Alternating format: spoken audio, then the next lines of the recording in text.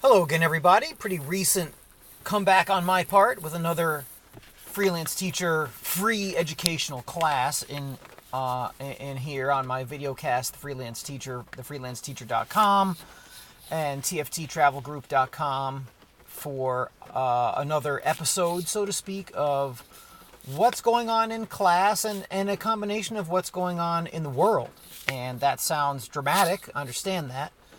But here's the thing. We, as seniors, right? I have 12th graders this year.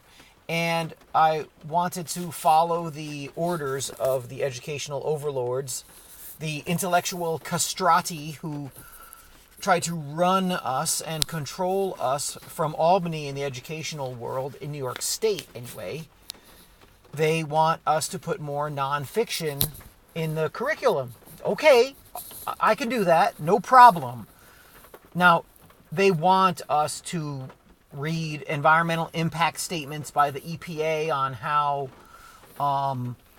the environment is getting poisoned by capitalists and is causing global warming.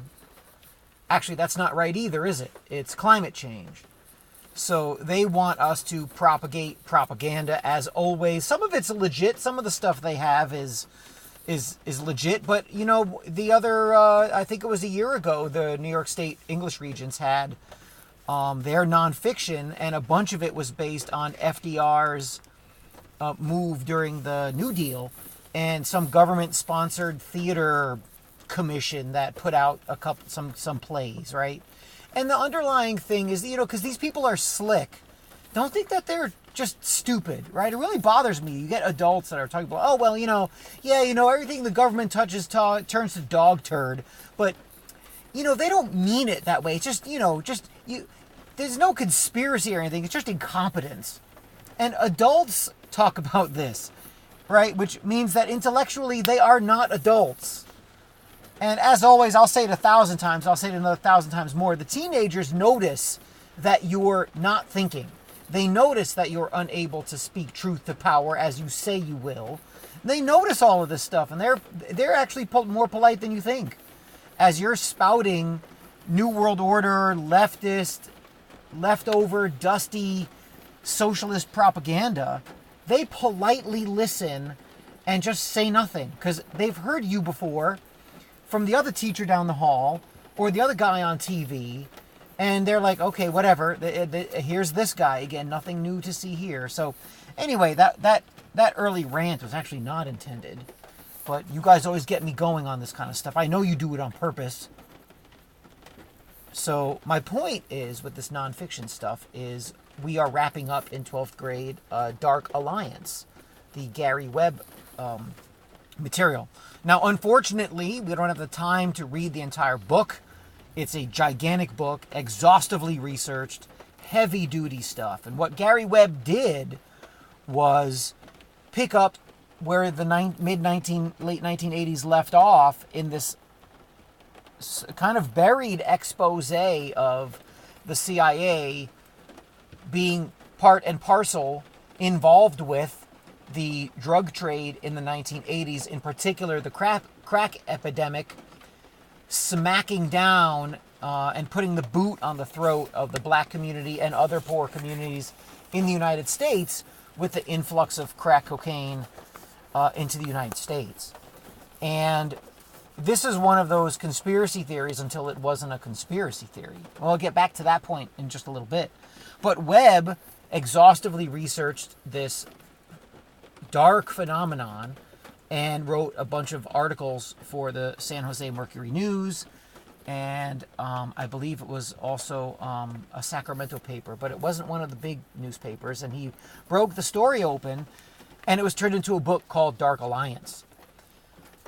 So this is nonfiction, and the key part to recognize, of course, is the CIA with now its other partner, the mainstream media, and what they did to Webb. And a lot of these things that I talk about in class continue to show up.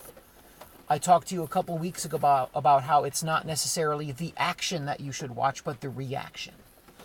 And in this case, Webb comes out with Dark Alliance, And it's a bunch of basically articles explaining how the CIA did this with help from, actually the CIA were kind of the ones that helped the Nicaraguan Contras, and the Contras, because they couldn't get funding from Congress hated the Reagan administration, so what the CIA did was they just went off the books and they sold crack cocaine to, those pesky Americans who populate the country, and got the money from them. So Webb exposes this, right? He was warned. He was warned by Robert Parry, other hardcore old-time journalists. Hey, look, man, you're good. They told him you're going to lose, right? This is how good are your editors? Do you have a lot of intestinal fortitude? Are you ready for them to come after you? And he was a man of honor and a real reporter, an honest to goodness investigative reporter. And so what happened was he comes out with this Dark Alliance series, and it's funny because the initial reaction was, from the mainstream press, the initial reaction was nothing. American people were all over this. I mean, they went wild. It was the early days of the internet, the paper's website on this brand new thing called the web. 1 million hits a day. I mean, those would be great numbers now. Forget about the mid 1990s. You get 1 million hits a day on your website, you're doing something. You have awakened the beast. And from the mainstream media, nothing. Right? The CIA goes into damage control, and then, right, because this comes out in the summer, I think it was October, November, bam, mainstream media, Washington Post, New York Times, Time Magazine, Newsweek, they, with the CIA talking heads, say this guy is not telling the truth, he's gone off the rails, and look at his sources. They're just drug dealers and Nicaraguans. Like, who cares? And the reaction was damage control and attacking Gary Webb. Not what he said, not his point, not his proof. They attacked him, 90% went after him, and then as a side note said, his sources are just drug dealers. It can't be a conspiracy. There could never be a conspiracy in the United States. There never has been a conspiracy in the United States. That is a quote from some CIA talking head big shot. And it's in the movie Kill the Messenger, aptly named. And it's in the documentary Crack in the System. See it for free on YouTube. Direct quote. There has never been a conspiracy in the United States. Now that should make you angry. A couple of reasons why it should make you angry. One is you've been duped. Now that can't feel very good. You've been had. You've been hoodwinked, snookered, bamboozled. Had the wool pull over your eyes again. You think, well, let me rephrase. Not you, because my legions of fans, they actually do think clearly, and they're not going for it. But the rest of you think those people are trying to give you news. The mainstream media / CIA / big government have been working hand in glove for a very long time. And they went after Gary Webb. They went after him so badly he wound up killing himself. He was blacklisted. He could do nothing. His paper's editors shamefully went back on their word. Shamefully wouldn't hire him. His life became a mess. You should listen to a guy named Scott Horton. He talks about Gary Webb really well. One of the few true leftists left in the world, a guy named Chris Hedges. He just lambasted the New York Times and mainstream media for what they did to Gary Webb. He actually wrote about it when Kill the Messenger came out a couple of years ago, because the New York Times, guess what? And the New York Post, or the Washington Post, again went after Webb. From the grave, right there. The guy's dead. He'd been dead for 12 years when the movie came out. And they still go after Gary Webb. Unbelievable. Unbelievable. So you see this now echoed in real life. You see how the nonfiction even, not just fiction, but now even the nonfiction comes back and repeats itself. as history seems to always repeat itself or echo. You have just now the CIA, turns out, a guy named Halper. He was a CIA operative, and his job was to infiltrate in the early 1980s and doom the Carter campaign.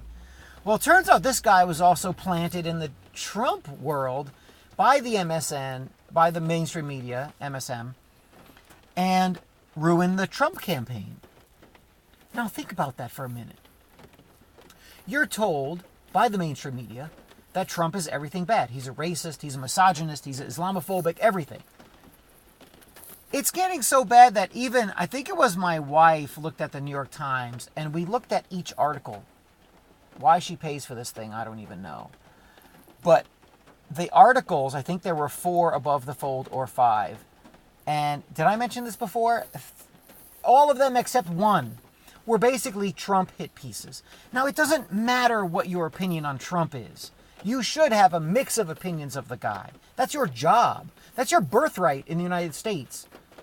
To have an opinion and criticize your government. You should do that. But here's the thing.